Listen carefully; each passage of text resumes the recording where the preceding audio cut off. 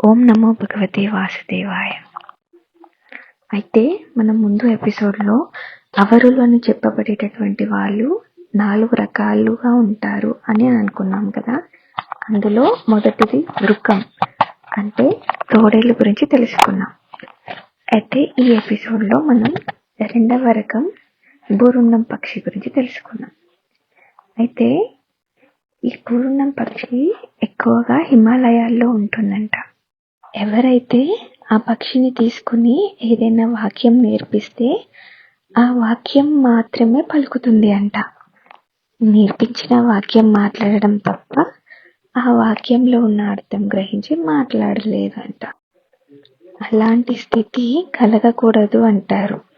అలాంటి వాళ్ళని అధమ శ్రోతలు అంటారు. అలా ఉండకూడదు అంట.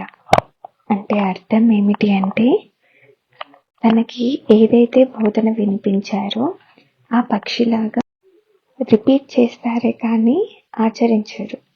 అందులోని అర్థమే తెలియనప్పుడు ఇంకేం ఆచరిస్తారు వాళ్ళు కదా. ఏదైతే విని దాన్ని అర్థం చేసుకుని ఆచరిస్తాడో అతడు ఉత్తమ శ్రోత అంటారు. ఇక 3వది వృషభం అంటారు, అంటే ఎద్దు.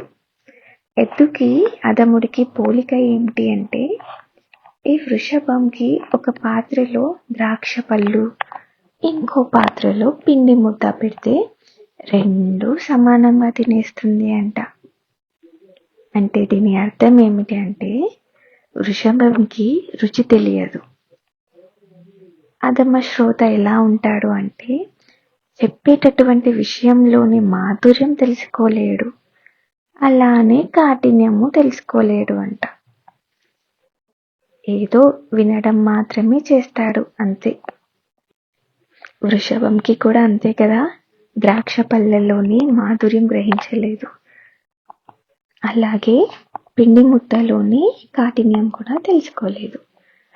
గురువులు పెద్దవాళ్ళు ఏం చెప్తారు అంటే, ఏదైనా దుఃఖం ఉన్న విషయం వస్తే వెంటనే దుఃఖం వచ్చేయాలి అంట మనకి కూడా.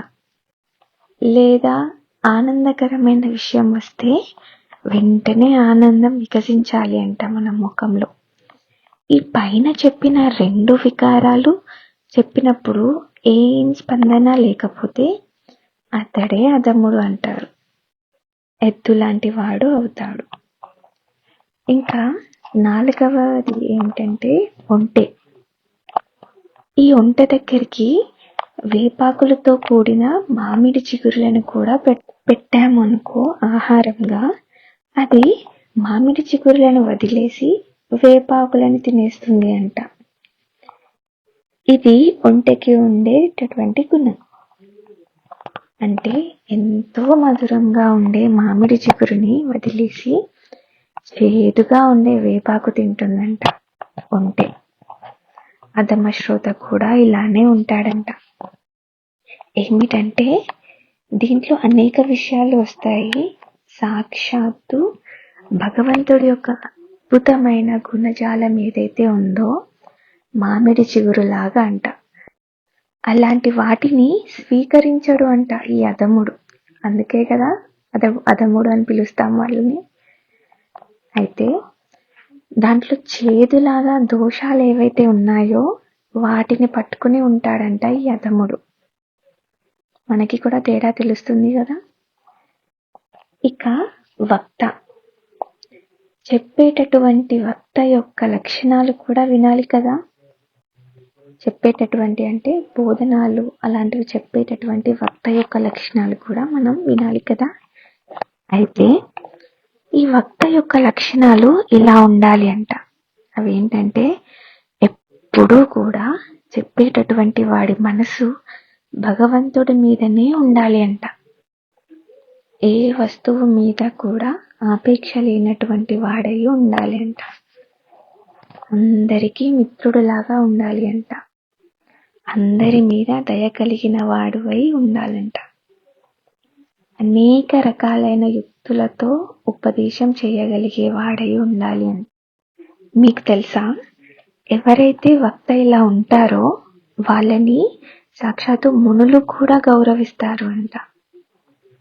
అయితే మనం ఈ శ్రోతలు అధములు ఎలా ఉండాలో తెలుసుకున్నాం కదా. ఈ శ్రీమద్ భాగవతం యొక్క మాహాత్మ్యంలో భాగంగా ఒక చిన్న కథ కూడా చెప్పుకుందాం మనం ఇప్పుడు. అయితే తుంగభద్ర నది తీరంలో ఆత్మదేవుడు అనే ఒక బ్రాహ్మణుడు నివసిస్తూ ఉండేవాడంట. అతను రోజు భిక్ష పట్టేవాడు. భిక్ష పడుతూనే ధనవంతుడు అయ్యాడు.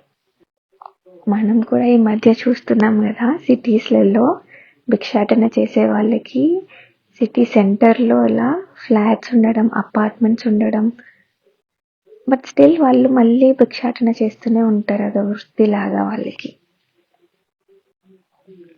అయితే ఈ ఆత్మదేవుడికి ఒక భార్య ఉంది. తన పేరు దుందులి. చాలా మాట పట్టింపు కలిగిన వ్యక్తి. ఆవిడకి భగవంతుడి మీద కంటే లోకవార్తలు చాలా ఇష్టంగా ఉంటాయంట. అంటే లౌకికమైన విషయాలు అంటే ప్రీతికరంగా ఉంటుంది అంట. దేవుడి మీద ధ్యాస, శ్రద్ధ, భక్తి అలాంటివి ఉండవు తినకి. ఈ దంపతులకి సంతానం లేదు. సంతానం లేకపోవడం వల్ల ఈ బ్రాహ్మణుడు అంటే ఈ ఆత్మదేవుడు చాలా దుఃఖపడుతూ ఉండేవాడంట నిత్యం. ఎందుకంటే సంతానం అనేది తరతరాలు వంశాన్ని వృద్ధి కలిగేలా చేస్తుంది కనుక.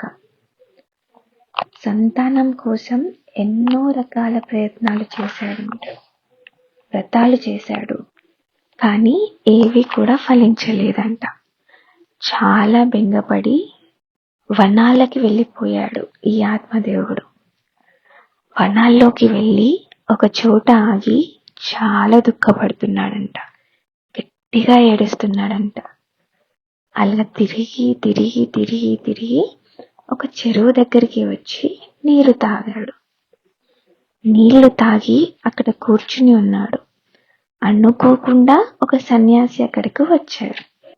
వచ్చి ఈ బ్రాహ్మణుని చూశాడు. చూసి ఈయన ముఖంలో ఏదో దుఃఖంని కనిపెట్టి, ఏంటి నువ్వు దుఃఖపడుతున్నట్టున్నావు అన్నాడు. నీ ముఖంలో అలా తెలిసిపోతుంది చింత అన్నాడు ఆ సన్యాసి.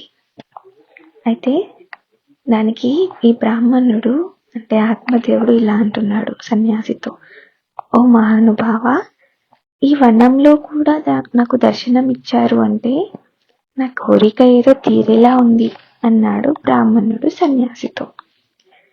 అలా అని సన్యాసి కాళ్ళ మీద పడ్డాడు ఈ బ్రాహ్మణుడు. ప్రార్థించాడు, నాకు సంతానం లేదయ్యా, ఏం చేయాలి అర్థం అవ్వట్లేదు, చాలా వ్రతాలు చేశాను, పూజలు చేశాను, చాలా ప్రయత్నాలు చేశాను, కానీ ఏవి ఫలించలేదయ్యా అని అన్నాడంట బ్రాహ్మణుడు. దానికి చలించిపోయిన ఈ సన్యాసి ఇలా అంటున్నాడు, నువ్వు సంతానవంతుడు ఖచ్చితంగా అవుతావు అని చక్కగా ఒక ఫలాన్ని సృష్టించి ఈ బ్రాహ్మణుడికి ఇచ్చాడు మంత్రించి. ఎప్పుడైతే ఆయన ఆ ఫలాన్ని ఇచ్చాడో అది ఆ బ్రాహ్మణుడు తీసుకుని వెళ్ళి తన భార్యకి ఇచ్చాడు. వాళ్ళ భార్య పేరు దుందులి అని చెప్పాను కదా. ఆవిడ చాలా కుటిల బుద్ధి కలిగినది, మంచి వ్యక్తి కాదు. ఈ బ్రాహ్మణుడు ఎంత మంచివాడో అంత చెడ్డది ఆవిడ. అయితే ఈ బ్రాహ్మణుడు ఆ ఫలాన్ని తన భార్యకి ఇచ్చినప్పుడు జరిగిన సంభాషణ మిగతాదంతా మనం తర్వాత ఎపిసోడ్లో తెలుసుకుందాం. జై గోవింద.